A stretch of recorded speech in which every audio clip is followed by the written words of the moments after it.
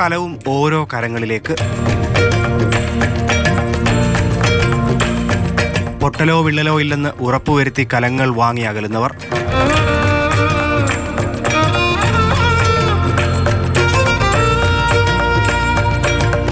സ്ത്രീകളുടെ ഉത്സവമായ ആറ്റുകാൽ പൊങ്കാലയ്ക്കുള്ള കലം വിൽപ്പനയിലും മേധാവിത്വം സ്ത്രീകൾക്കാണ്. കരമന മുതൽ കിഴക്കേക്കോട്ട വരെയും കച്ചവടത്തിന് മുൻപിൽ സ്ത്രീകൾ തന്നെ.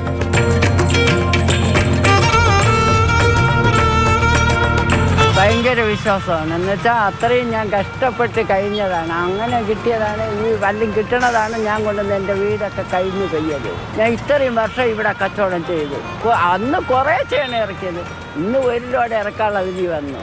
38 വർഷത്തെ ശീലമാണ് സുകുമാരി അമ്മയ്ക്ക് പൊങ്കാലക്കല വിൽപ്പന. ഒരു പൊങ്കാല പോലും ഈ അമ്മ മുടക്കിയിട്ടില്ല. ഉത്സവം തുടങ്ങുന്നത് മുതൽ പൊങ്കാല ദിവസം വരെ കലങ്ങൾ വാങ്ങാൻ ആവശ്യക്കാരെത്തും. എൻ്റെ അമ്മയുടെ കൂടെയാണ് ഞാൻ ഫസ്റ്റിൻ്റെ കൂടെ വന്നത്.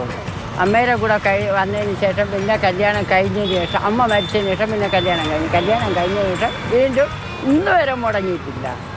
ഇന്ന് വരെ മുടങ്ങാതെ ഇത്രയും വർഷം വന്നു. പിള്ളേരായപ്പോഴും ആ പിള്ളേർ കൊച്ചായിരുന്നപ്പോഴും ഇവിടെ കൊണ്ടിട്ട് ചട്ടിയുടെ ഇടയ്ക്ക് കൊണ്ടിട്ടാണ് ഞാൻ ചട്ടി വാങ്ങിച്ചിട്ട് ചട്ടിയുടെ ഇടയ്ക്ക് കൊണ്ടിട്ടാണ് വളർത്തിയത്. വിവിധ ദേശങ്ങളിൽ നിന്ന് പൊങ്കാലയ്ക്കെത്തുന്ന ലക്ഷോപലക്ഷം ഭക്തരെ കാത്തിരിക്കുകയാണ് സുകുമാരി അമ്മയെ പോലെയുള്ള നിരവധി അമ്മമാർ. കലക്കച്ചവടത്തിനായി ആഴ്ചകൾക്ക് മുൻപേ വന്ന് പൊങ്കാലയെ ഭക്തിസാന്ദ്രമാക്കുന്നവർ.